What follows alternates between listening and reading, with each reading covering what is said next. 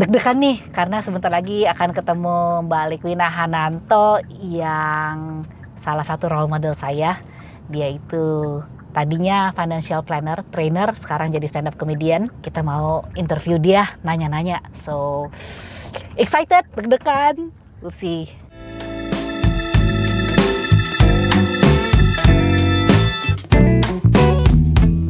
Hai Wina, how are you? Hai, good to see you. Sambil nunggu di servis, Silakan di ngobrol di servis. atas aja ya? Yuk. Oke.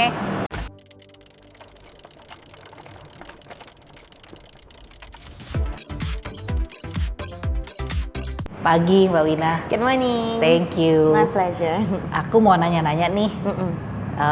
Penasaran soalnya sejak nonton Perempuan Berhak itu Lu kayaknya nonton ya itu ya? nonton ya, ajak-ajak temen itu pertama kalinya nonton panggungnya itu kayak kok lucu sekali dan ternyata backgroundnya kan dari Finance, ke ya. ini ya. Kok bisa gitu loh, bisa lompat. Sebenarnya nggak lompat, sebenarnya kita melipir jalan-jalan kayak kepiting gitu, jalan minggir gitu. Jadi aku bikin perusahaan yang ngajar keuangan itu kan dari 2003, terus kita mulai dikenal 2006 dan mulai dapat panggilan jadi pembicara publik itu di 2007. Nah, aku inget banget pertama kali ngajar keuangan di sebuah bank. Isinya tuh banker-banker. Kalau zaman dulu kan banker masih pakai baju yang kancingnya sampai sini, pakai dasi. Kalau sekarang banker udah santai ya. Dulu tuh penampilannya kayak gitu dan ini di bank asing, orang-orang yang ngerti keuangan, wah mereka mau nggak dengerin nih aku punya seminar keuangan. Terus aku pikir, aku kasih jokes deh gitu pas lagi bikin pembicaraan ini, keuangan ini. Ternyata mereka akhirnya lebih rileks. Di situ baru aku, oh ternyata si seminar keuangan 2 jam itu bisa aku sisipin sama materi komedi nih gitu. Lama-lama udah jalan 5 tahun ya, 2012 tuh materi komedinya bisa aku kumpulin. Habis itu ini aku jadiin materi komedi aja kali ya gitu. Jadi di 2012 aku pertama kali diajak temen untuk dibayar nih pertama Jadi kali. duit lagi. Jadi duit lagi. Lumayan. Pertama kali disuruh ngomong di panggung, waktu itu ada acara perempuan gitu, disuruh manggung 7 menit untuk ngelucu di depan orang, dibayar lagi. Itu adalah nyomot-nyomotin materi komedi yang selama ini cuman jadi selipan aja, akhirnya diseriusin. Nah, itu 2012. Jadi prosesnya lama juga tuh. Dari 2012 pertama kali nyobain, 2017 kan Perempuan Berhak. Jadi 5 tahun lagi baru akhirnya beneran bisa stand up show special Yang full, ya. dengan teman-teman. Baru 2023 yang bener-bener berani bikin special show sendiri. Jadi perjalanannya sebetulnya nggak tiba-tiba ya, ada prosesnya. Prosesnya ternyata cukup panjang, kalau lihat lagi ke belakang tuh nggak gampang. Tantangannya apa nih selama merintis komedi sambil menjalankan tetap Ya, finansial si itu? financial training ini kan dianggap orang serius gitu ya. Ngajar keuangan kan materinya serius. Kliennya korporasi, Jen. Jadi aku tuh ngajar keuangan supaya karyawan perusahaan-perusahaan besar tahu cara kelola gaji. Ketika aku kemudian naik namanya jadi stand up comedian, kita takut kan? Ada loh, tim aku cemas dong gitu. Mbak Wina, ini nanti personal brandingnya kacau nggak ya? Karena ini dua dunia Ngajarin yang ngawur-ngawur berbeda gitu. Coba bayangin aja, siapa mau manggil financial training yang badut gitu kan, siapa mau gitu ya. Tapi aku pede aja lah gitu. Jadi dulu tuh kita pisahin banget. Jadi kalau ngajar keuangan, komedi tuh komedi. Bahkan aku tuh bajunya nggak sama. Kalau ngajar keuangan sama komedi tuh benar-benar sepatunya. Kalau ngajar keuangan tuh aku pakai kacamata biasanya, karena emang blur kan nggak kelihatan gitu ya. Begitu komedi tuh bajunya yang lebih suka pakai dress gitu, yang warnanya strong. Sepatunya emas, ganti sepatu kita Kak. Terus tahu-tahu klien aku nggak peduli. Tahu-tahu klien aku, Mbak, nanti kalau ngajar keuangan yang lucu ya. Kayaknya sekarang segregasinya tuh mulai blur gitu. Jadi mungkin di awal-awal tuh kita tantangannya adalah gimana caranya klien korporasi yang serba serius itu tetap percaya sama kita. Tapi sekarang malah gimana caranya supaya klien korporasi mau, Mas kita bisa serius juga loh gitu. Akhirnya segmentasinya malah jadi ngikutin tim kita itu tim yang seru, punya tim yang bisa bawain materi dengan santai dan ternyata itu malah disukain. Jadi tantangannya awalnya di personal branding, sekarang itu malah jadi punya segmentasi khusus yang orang lain nggak punya. Kan nggak ada ya financial trainer yang badut ciki ternyata kita kan. Berarti dari trainernya yang lain juga pada mulai belajar. Itu beban sih buat mereka kalau harus lucu kayak gue ya. Mungkin mereka nggak selucu gue, tapi jadinya cara mereka membawakan pun lawak juga sekantor gitu. Ini kan Mbak Wina mau ada show ya tanggal 3 Mei ini. Udah punya tiket ya? Udah. sudah yang malam. Iya. Behind the scene gimana sih? Behind the scene untuk jadi itu? Yang pertama kan karena namanya stand up comedy show berarti harus ada materi komedinya. Banyak orang nggak ngeh. Mungkin kalau yang jago banget nggak perlu skrip. Tapi aku termasuk orang yang untuk bisa comedy show, aku harus punya proper script. Jadi it's all scripted si stand up comedy ini. Jadi nomor satu stand up comedy itu menulis sebetulnya. Dari menulis, banyak rehearsal. Jadi persiapan materinya tuh mungkin 6 bulan sampai 1 tahun ke belakang. Dengan datang ke open mic, datang ke comedy club, nyobain materi, dipanggil show, itu tuh pelan-pelan sampai dapat skrip yang pegang. Dari situ, itu kan baru materinya ya. Terus behind the scene. Satu, kita mesti cari gedung, rebutan. Jadi ternyata begitu lebaran selesai, banyak banget comedy show. Bagus dong berarti kan, karena comedy is resistance gitu kan. Jadi tempat-tempat yang aku udah incar tuh udah kebook semua. Jadi akhirnya aku dapat satu tempat yang memang sangat premium, yang berarti ongkosnya juga cukup tinggi. Dari situ kita mesti nyiapin panitianya, kita mesti nyiapin surat izin keramaian, kita mesti nyiapin medic service untuk emergency juga harus ada, bayar pajak, pajak pertunjukan ya. DKI itu ada pajak pertunjukan dibayar sebelum dan sesudah show. Jadi ada panitia khusus untuk itu. Jangan lupa kalau perempuan, aku mohon maaf, berarti cari makeup artis, bajunya mau apa. Kayaknya lebih repot itu daripada nyiapin materi komedi. Habis itu aku harus siapin juga opener. Nah, bikin show itu kan show beneran ya, akan ada opener-opener. Jadi aku memilih nih opener-openernya siapa aja, dan boleh disebutin nggak opener ya? Karena ini belum pernah aku sebut di mana-mana ya. Ini spill pertamanya di sini ya. Untuk show ada 2 show bahasa Indonesia itu openernya ada namanya Noge, ada namanya Ijal Pace Sunda. Jadi dia orang Papua tapi bisa bahasa Sunda. Jadi lu kebayang lucunya kayak apa.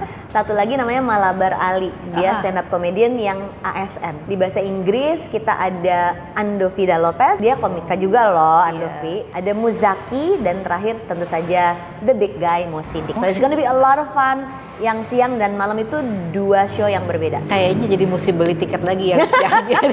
yang siang nggak mau ketinggalan ya jadinya. Pagi sore nonton, siang sore nonton. Biar aku nggak lelah sendirian. Menontonnya juga harus sedikit lelah. That's amazing sih Iya, untuk seru persiapannya itu. Berarti timnya udah solid sekali ya. Timnya adalah tim aku di Kiang Financial yang ternyata kuasanya lebih besar daripada aku. Ada namanya Mbak Risma ya. Dia show manajernya. Dia adalah big boss di kantor. Tahun lalu aku udah bikin show ini. Terus aku bilang, "Mbak, aku mau bikin show ini ya." Nggak boleh. Lah, kok nggak boleh? Karena aku udah lama nggak nulis buku financial. Jadi dia mau aku menulis dulu buku financial baru boleh bikin stand up comedy show. Jadi materi buku udah masuk ke penerbit, baru aku boleh bikin comedy show. Jadi tahun ini mau dua-duanya, comedy show jalan, nerbitin buku juga jalan. Bagus, masih ada. Kalau nggak gitu, nggak ada yang ngerem. Aku kan maunya ngegas aja, nggak ada yang ngerem. Oke, Mbak Wina, aku mau nanya lagi nih. Sebagai CEO yang tidak biasa di depan panggung dan depan orang-orang. Ini di luar comfort zone ya? Iya, sangat-sangat. Gimana tuh kalau misalnya buat orang yang mau mencoba public speaking atau kalau stand up comedy itu gimana sih caranya? Ya orang tuh banyak yang mikir, Wina pede banget ya orangnya gitu. Padahal sebetulnya takutnya tuh banyak banget. Aku tuh orang yang penakut sekali. Ya, jadi aku takut air.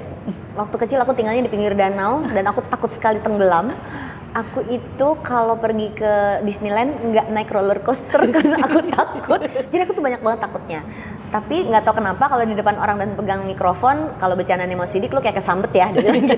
Nah, aku menemukan 20 tahun terakhir ini yang bikin percaya diri itu pada saat sadar diri penuh aku tuh siapa.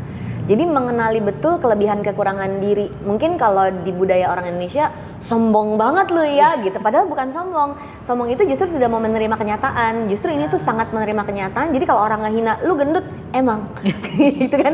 Lu tuh tua, emang gitu. Jadi nggak yang tersinggung ketika dihina seperti itu. Maka waktu jadi pembicara publik kan pasti ada takut ya. Gimana kalau orang nanya finance misalnya, nanya yang gue nggak tahu, kan pasti banyak dong pertanyaan keuangan yang gue nggak tahu. Atau pada saat jadi stand up comedian, ketika aku ngomong sesuatu yang menurut aku lucu, orang lain nggak ketawa. Ternyata si kepercayaan diri itu bisa didapat pada saat kita kenal betul kelebihan kekurangan dan itu kita sajikan vulnerable di depan orang lain.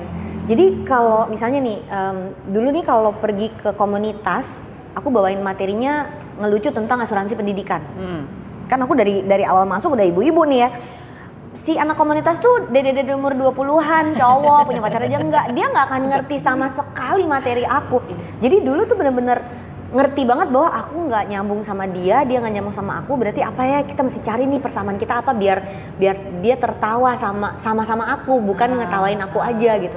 Ini kayaknya yang kita mesti tahu kalau mau jadi pembicara publik itu, kenal sama pesertanya. Kan nggak mungkin kenal banget, tapi kan kita bisa meraba lah orangnya kayak apa. Jadi you need to read the room, mencoba mengerti cara mereka berpikir gimana, dan itu akan klik. Waktu ketemu sama orang di bank sama orang di pabrik, itu dua orang yang berbeda. Jadi gimana bikin dia merasa relate sama kita, dan akhirnya dia merasa aku satu tim deh sama kamu. Nah, aku merasa jadi pembicara publik untuk finance sama komedi, persamaan itu yang aku dapat.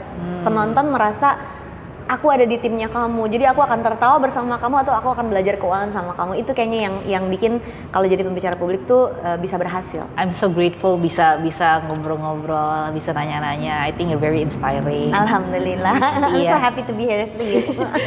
Kira-kira ada yang ini nggak? Kita waktu itu pertama kali ketemu kan di Resonation Empowerment Conference. Ada tips-tips untuk anak-anak muda, atau nggak cuma anak muda deh, ibu-ibu tua yang masih kayak nggak pede atau ingin mencoba sesuatu yang baru, ada tipsnya nggak? Iya, jadi jangan berhenti bermimpi di umur berapapun. Perempuan itu kan sering, ini terutama perempuan ya, dan aku yakin laki-laki juga mungkin ada yang bisa relate ini. Perempuan itu sering dianggap, oh nanti kalau di umur sekian dia udah nikah, oh dia nanti udah punya anak, oh nanti dia udah menopause.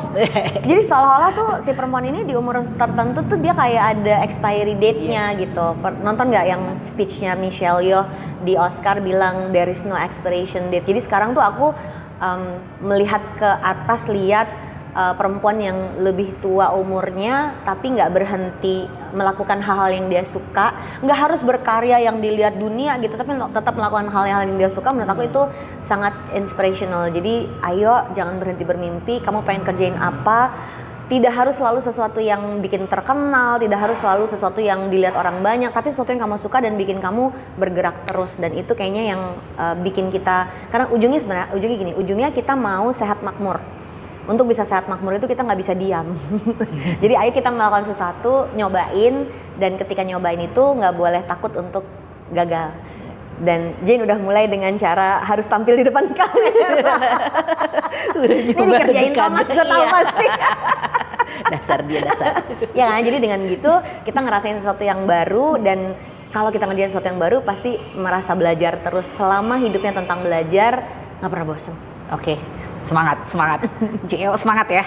Min. Dia harus mulai rajin make up terus. Tadi make up dia. Oh gitu. Biasanya nggak pernah. Baik. Biasanya nggak pernah. Yang didapat tadi dari cara ngomong, dan mesti kita sadar diri dulu. Itu I think that's a big insight, bahwa kita harus mengerti dulu. That's great. Thank you banget. Seneng banget aku. Thank you Baru banget. kali ini loh aku nungguin servis mobil diajak podcast. Iya. Oh iya. Iya, pas kebetulan ya udah selesai scoring balancing ya. Okay. Iya. Aku kasih high speed balancing juga ya. Oh itu apa tuh Jen? Kalau di kecepatan tinggi, kalau lewat jalan tol jadi nggak getar. Oh, Biasanya okay. kalau merasa bergetar di kecepatan tinggi itu solusinya high speed balancing. Aku dapat pengetahuan tentang mobil juga berarti Iya, hari ini. sekalian promosi juga. Thank you banget ya. Oke. So, Yuk, good to see you. terima kasih. Yuk kita ke bawah ya. Ya, thank you tadi atas sharing-sharingnya. Mobilnya juga udah beres, udah dikelar spuring sama high speed balancing. Jadi tadi diapain aja sih? Ibu-ibu juga harus tahu dong ya kalau ke bengkel. Nah itu dia, spuring itu tujuannya untuk meratakan ban supaya bannya awet lah, nggak sering-sering ganti. Ya soalnya ganti ban tuh mahal banget. Iya, kita tahu. Iya. Jadi sebisa mungkin sejarah mungkin ya. Iya, jangan terlalu sering. Iya, nanti kita aja terlalu cuan banyak. Terus yang kalau kedua, balancing itu tapi bukan balancing biasa kayaknya. high speed balancing supaya kalau di kecepatan tinggi kerasa geter, itu solusinya. Kalau jalan tol, kalau sering lewat jalan tol supaya nggak ngerasa geter. Gitu. Maintenance kan penting ya, jadi ya Penting mobil banget, itu ya. iya. Ini baiknya dilakukan berapa kali dalam berapa bulan gitu? Disarankan tiap 6 bulan sekali sih, sampai setahun sekali. Masih baik lagi kan, kita emang udah pelanggan kok di Nawilis. Asik, thank you. Oke, so teman-teman, hari ini kita udah dapat belajar banyak dari Mbak Wina. Thank you waktunya. See you at the next episode.